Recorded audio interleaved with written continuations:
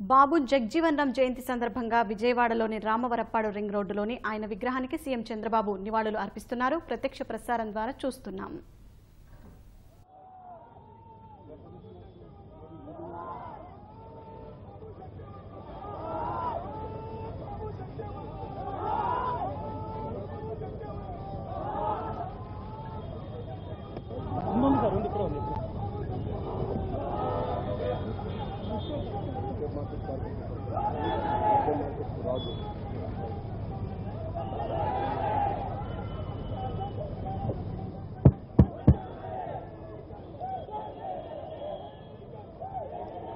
అందరికీ నమస్కారాలు.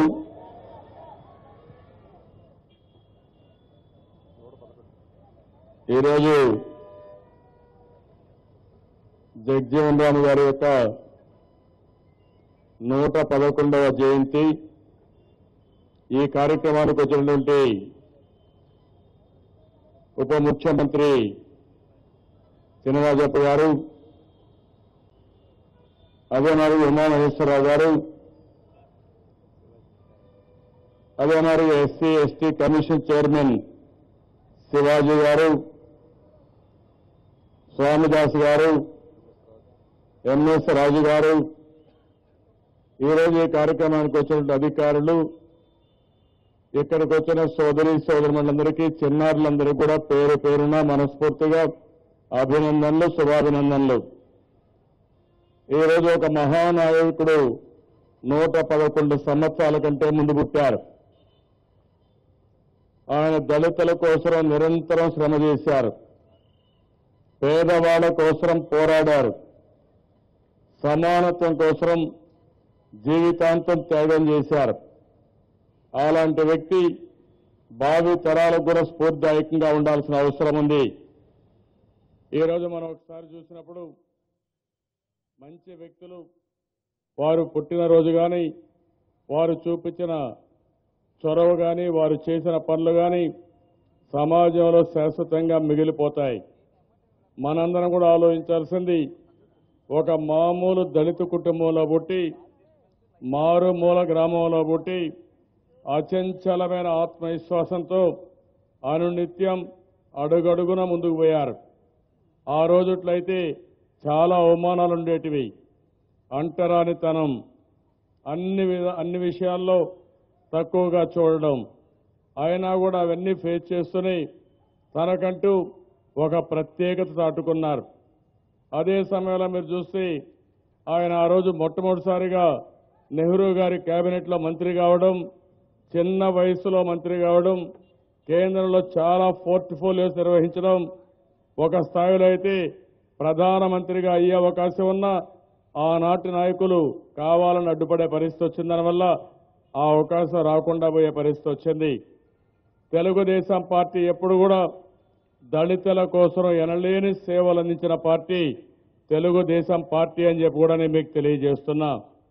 ఎన్టీ రామారావు గారు ఎప్పుడు చెప్పేవారు, ఆయన ఆశయం ఒక పక్కన అంబేద్కర్ గారు, ఇంకో పక్కన జగ్జీవన్ రామ్ గారు. అంబేద్కర్ గారైతే ఆయన ఫోటో కూడా పార్లమెంట్లో పెట్టించింది మన నాయకుడే పెట్టించారు.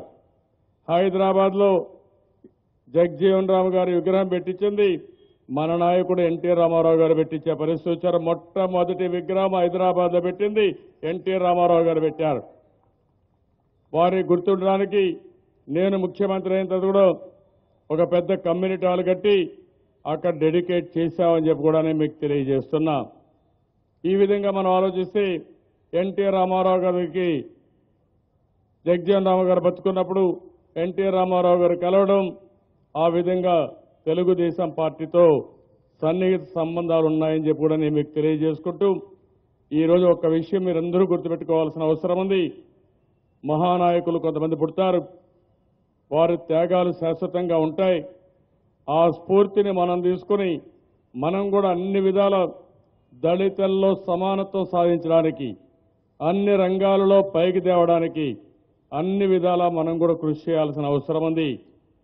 ఆ రోజున మీరందరూ చూస్తే నేను కూడా ముఖ్యమంత్రిగా ఉన్నప్పుడు ఇంతమంది సమైక్య ఆంధ్రప్రదేశ్లో నారాయణన్ గారిని ప్రెసిడెంట్గా చేయడానికి దోహదం చేశాం. బాలయోగిని స్పీకర్గా చేయడానికి మనం అన్ని విధాల సహకరించి స్పీకర్గా చేశాం. ప్రతిభా భారతి గారిని మన అసెంబ్లీ స్పీకర్గా చేశాం. మాధవరావు గారిని ఆ రోజు మీరు చూస్తే చీఫ్ సెక్రటరీగా కూడా చేశాం. అదే మరి మహేంద్రనాథ్ గారిని మీరు చూస్తే మొట్టమొదటిసారిగా మన నాయకుడు ఎన్టీ రామారావు గారి కేబినెట్లో ఫైనాన్స్ మినిస్టర్గా పెట్టిన ఘనత కూడా తెలుగుదేశం పార్టీదని చెప్పి కూడా నేను మీకు తెలియజేస్తున్నాను. అన్ని విధాల న్యాయం చేస్తాం. షెడ్యూల్ కులాల్లో కూడా అందరికీ న్యాయం జరగాల్సిన అవసరం ఉంది. తెలుగుదేశం పార్టీ ఎప్పుడు ఆలోచించేది పేదరికం ప్రాతిపదిక కింద పనిచేస్తున్నాం. షెడ్యూల్ కులాల్లో ఉండే అందరినీ కూడా వారి యొక్క పేదరికాన్ని బట్టి అందరికీ సమాన అవకాశాలు వచ్చే విధంగా ఒక జీవో కూడా ఇష్యూ చేశాం. దాన్ని కూడా అమలు చేస్తాం. మన అమరావతి రాజధానిలో జగజ్జీవన్ రామ్ గారిని శాశ్వతంగా గుర్తుపెట్టుకోవడానికి ఒక కార్యక్రమాన్ని చేపడతానని చెప్పి కూడా నేను మీ అందరికీ తెలియజేస్తుంటూ ఆ కార్యక్రమం మన మీటింగ్లో కూడా అనౌన్స్ చేస్తాం. తప్పకుండా ఆయన స్ఫూర్తి మనందరి దగ్గర ఉండాలి. ఆ యొక్క స్ఫూర్తి ప్రదాత అయినటువంటి జగజ్జీవన్ రామ్ గారికి గణనీయమైనటువంటి నివాళులు అర్పిస్తున్నాయి. అదే సమయంలో ప్రతి ఒక్కరూ ఆయన చూపించిన చొరవ, ఆయన స్ఫూర్తిని తీసుకొని ముందుకు పోవాల్సిందిగా మరొక్కసారి మీ అందరికీ పిలిపిస్తూ మీ అందరికీ నమస్కారాలు. జై హింద్, జై జన్మభూమి.